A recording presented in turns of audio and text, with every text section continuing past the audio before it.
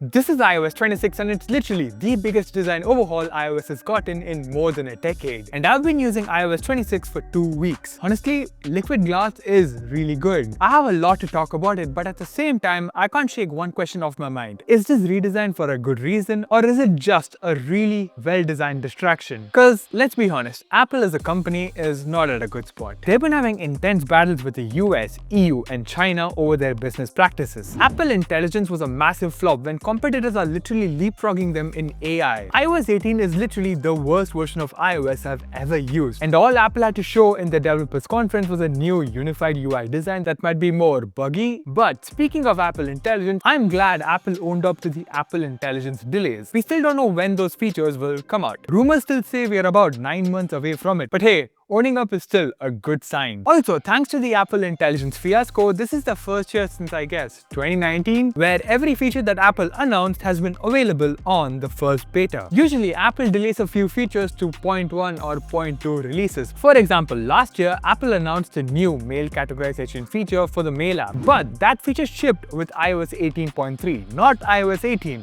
But with iOS 26, as far as I know, everything that was announced is already there in the first beta. Well, I guess this is the second best thing that has happened thanks to Apple Intelligence, with the first one being more default RAM on every Apple device. Anyways, this video isn't about dunking on Apple as a company. This is about iOS 26. And the first thing that's instantly obvious about iOS 26 is, well, the design. Now, I like Liquid Glass. I really think it's a good design evolution from the flat design we've had with iOS for a very long time. It's definitely not perfect, and I'll get to the bad parts of the design. But the one important takeaway about Liquid Glass is that it has made iOS way more lively and playful. For example, the app icons have reflections that respond to your device movement, kinda like what iOS 6 did with its volume knob. Many buttons around iOS reflect the content that's around it. They have also become really bouncy and morph based on context. Many alerts appear from where you tap. Context menus have become easier to use, and the buttons light up based on where you touch. And this has been implemented everywhere across iOS 26. But the most impressive effect, in my opinion, is this whole glassy nature of elements in the user interface. Now, everyone instantly started comparing Liquid Glass to Windows Aero, but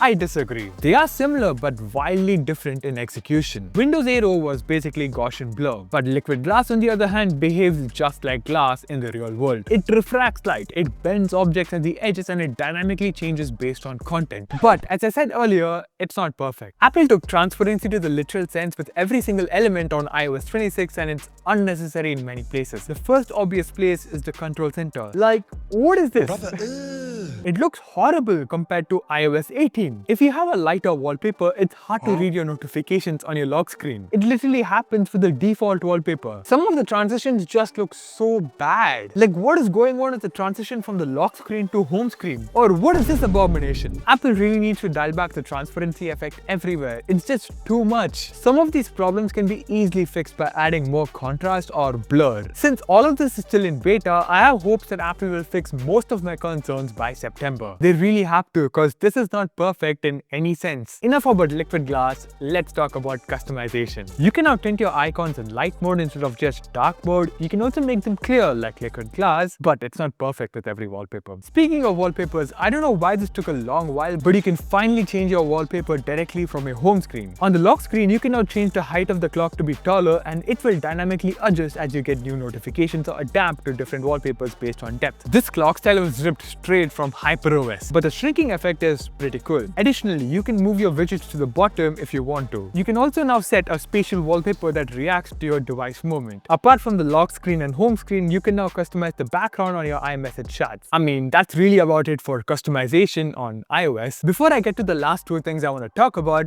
let's speedrun through 26 small new features. I'm glad that there's at least 26 features to talk about. There's a new full-screen live album cover view on the lock screen. CarPlay now has widgets. Calls don't take up the whole screen anymore. And there's now live activity support on CarPlay. At the same time, live activities from your iPhone now show up on your Mac. Apple Maps can now understand your preferred route and alert you beforehand about delays. Your iPhone will now automatically fill one-time password codes that you get from third-party apps like WhatsApp or Gmail. The Photos app finally brings back the Collections tab, which Apple removed with iOS 18 in favor of a full consolidated layout for some reason. Safari gets a new compact layout and it's okay. Thankfully, you can swap between the old and new layout anyways. Adaptive battery mode smartly makes some performance adjustments based on your battery usage. But for some reason, this is only available on Apple Intelligence devices. Why? You can now control your iPhone with head tracking. Your iPhone will now notify you if your AirPods are low on battery. You can start recording videos with your AirPods, and your AirPods will automatically pause media when it detects you are sleeping. You can change your mic inputs for any app from the control center. Apple Music has a new song transition feature called Auto Mix, which can seamlessly transition between songs at the right time. In my experience, this has been hit or miss for now. You can now pin playlists or albums at the top of the library tab in Apple Music. Music Haptics can now provide haptic feedback for just vocals. Apple Music can finally show Apple Music Replay within the app. Apple, why did this take 7 years? You can now transfer an eSIM from an Android phone. Finally! iOS can now show you how long does it take to charge your phone. I just don't remember where I've seen this though. Oh wait, my Galaxy S6 from 2015 could do this. Wow! Your iPhone will alert you if your camera is dirty. My S8 from 2017 can do this. Your iPhone will alert you with haptic feedback when the person you call finally picks up or ends the call. You can now turn any photo into a spatial photo. You can now set ringtones directly from the Files app instead of using GarageBand. Better late than never, Apple. You can now set custom snooze durations instead of being locked to 9 minutes. And finally, a sub-tourist channel would be Apple-tastic. I don't know what that means, but subscribe.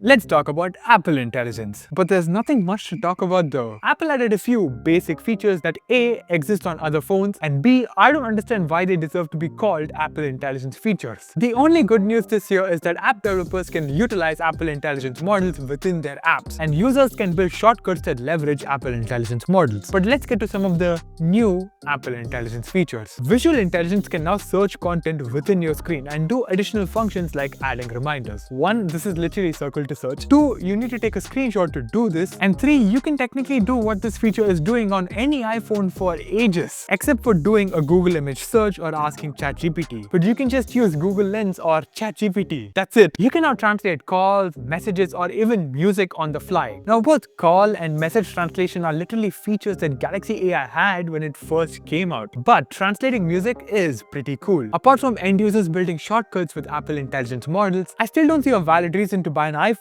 with Apple Intelligence. Hopefully, Apple Intelligence becomes interesting next year. Finally, let's talk about 2 essential apps that have gotten major redesigns and 2 new apps to iPhone. The new phone app is good. It unifies a lot of sections into a singular view, where you have quick access to your favorites and recently called. Voicemail transcripts also show up for missed calls of the same view. Apple learned their lesson from the Photos app last year, so there's an option to switch to the old view if you want to. But they didn't stop there. The phone app can now screen unknown calls so that you don't have to waste time picking them up, or at least have an idea before picking them up. And it can hold calls for you if you're stuck on hold for a long time, and it will notify you when the person on the other end is back. These 2 features are ripped straight from the Google Pixel. Wow. But these are useful features anyways. The other app that has gotten a controversial redesign is the camera app. And it's good, but also bad at the same time. It's way simpler than the older app, which has honestly gotten increasingly complex with a ton of functions. The new app streamlines all of them, while still retaining the core aspects and functionality of the old app. Wanna access additional options?